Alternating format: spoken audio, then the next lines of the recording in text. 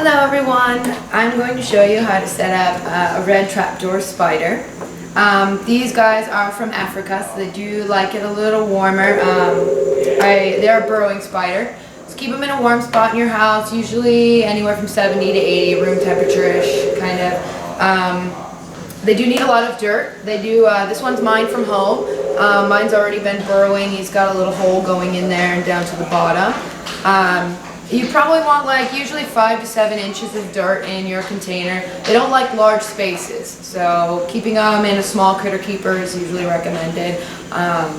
What I use at mine is I use plantation soil as usually the base to keep a bunch of it, build it up. This you just put in water, it expands and it keeps nice and moist. What I do is I mix mine with vermiculite and Reptisand. This is so that it does keep moisture and it keeps hard, so when they make their burrows they don't collapse onto them. With just using normal dirt, usually it will collapse and then they can't make their cute little burrows like they do. So normally, like I said, use the faunariums. Exoterra faunariums work perfect.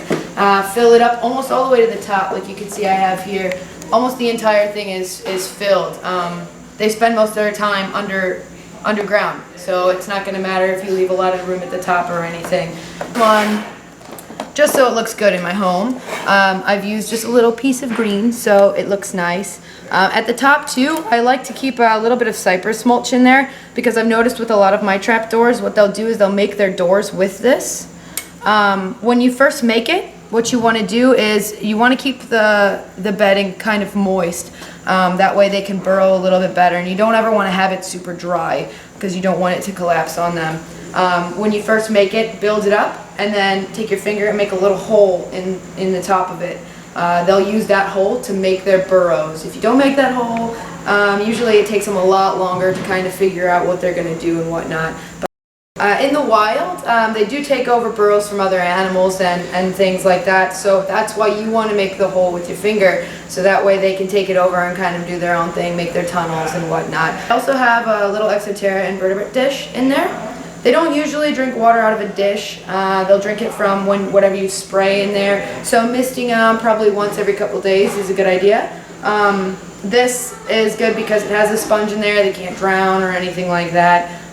But just in case they are extra thirsty, I keep that in there so that they can get their water and whatnot. So since these guys like to live in burrows, the cool thing that we do have on our website is by Pet Tech. It's called a small burrow. They can fit in I think these are large critter keepers. They fit right in the front, and what you'll do is you'll just basically fill this over with dirt and then make your little hole right up here where this hole goes down. So that way when they go in there, they can make their little burrows in there and you can see them. Because if you don't, most of the time you're not going to be able to see them unless you get lucky enough that they make their burrow going through the front of your container. But these are awesome, and I highly, highly suggest them for anything that's burrowing for an animal.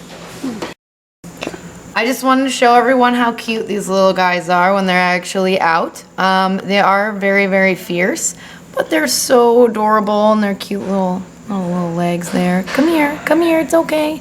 Just look at me. See, they're just adorable. Look at that smiling little face in there. This guy's getting ready to ship today. That's why we've got him in this little cup. That way he can't be thrown around anywhere. He is eating right now. He can eat large crickets. They may be small, but they can eat big things. The cool thing about them too is when they're eating, what they'll do is you won't see anything. You'll just kind of see their door. Once the prey item goes past their door, they'll just open it up, grab it, and pull it back in, and that's all you'll see of them. But it's super cool to watch if you get a chance to actually see them eat. But they can eat anything like crickets, roaches, superworms, anything that really crosses that path, they're gonna eat it. You can get everything you see here on our website at www.LLLReptile.com.